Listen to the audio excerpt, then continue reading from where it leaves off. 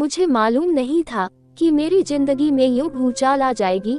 मैं तो अपनी जिंदगी के झमेलों में उलझी हुई थी जब मेरी इज्जत के परखच्चे उड़कर रह गए थे। मेरे साथ एक ऐसा हादसा हुआ कि उसे जब सोचती हूँ तो जैसे मेरी रूह कांप जाती है।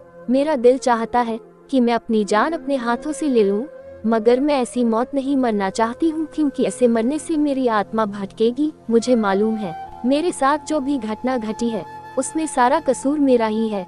दुनिया वाले जब मुझ पर तरस खाते हैं और दूसरों को इज्जम ठहराते हैं तो कभी दूसरों को ही गंदी गालियों से नहलाए लाई जाती है। मेरी जिंदगी की कहानी ऐसी है जिसे सुनकर आप मुझसे हाँ नफरत करने लगोगे या फिर मुझ पर तरस आने लगोगा। मैं अपनी जिंदगी का आपको सबसे भयानक हादसा सुनाना शुरू करती हूँ। मैं घर के कामकाज में बिजी थी जब मोहल्ले की औरतें बुरी तरह से बोलती हुई मेरे घर आई थी। कहने लगी, सुनीता तू यहाँ घर के कामकाज कर रही है जबकि वहाँ खेतों में तेरी बेटी पर पहाड़ टूट पड़ी है और तुझे खबर तक नहीं हुई। कैसी माँ है तू?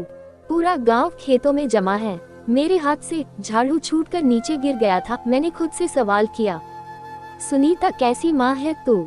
मुझे अपने जूते की भी खबर नहीं थी। नंगे पांव भागती हुई मैं खेतों की तरफ बढ़ने लगी थी, साथ ही साथ खुद से सवाल करती जा रही थी कि कैसी माँ है तू?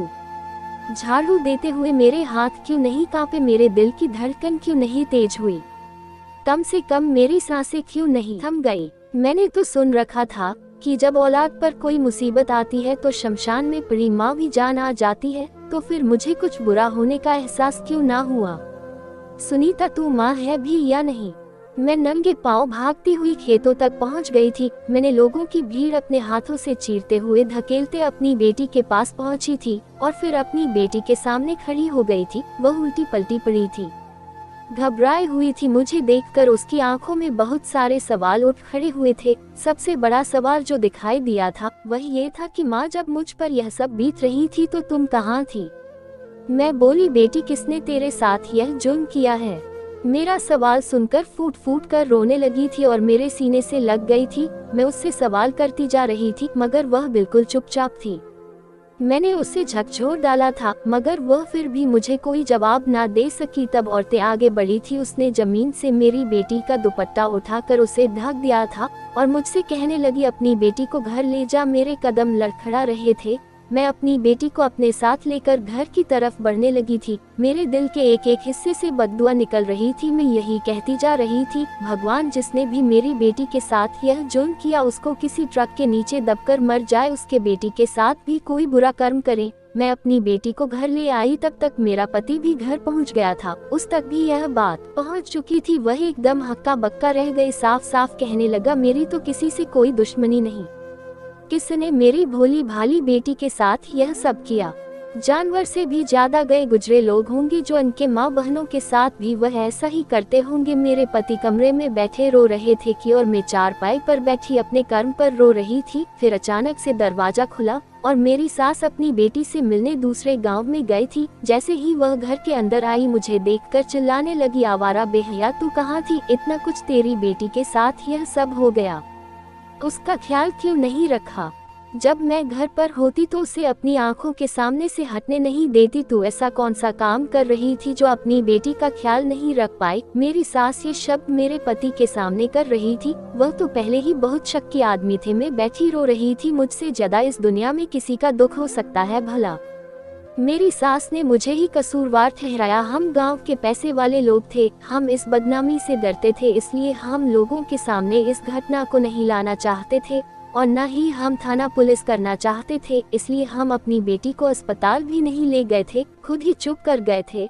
फिर मैंने अपने पति से कहा कि तुम सुबह ये बात पंचायत के पास लेकर जाना। मेरे पति ने हाँ भर लिया। मैं अपनी बेटी को अपने कमरे में ले गई थी। उससे सवाल पूछती रही थी मगर वह कोई जवाब नहीं देती, क्योंकि मेरी शब्द दोहराए जा रही थी। अभी मुझे बहुत डर लग, बेटी की दिमागी हालत ठीक नहीं थी। वह एक ही रहा है।